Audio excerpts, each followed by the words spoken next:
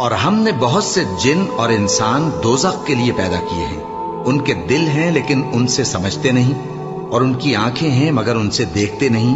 اور ان کے کان ہیں پر ان سے سنتے نہیں۔ یہ لوگ بالکل چوپایوں کی طرح ہیں کہ تم پر رحم کیا جائے، اور اپنے پروردگار کو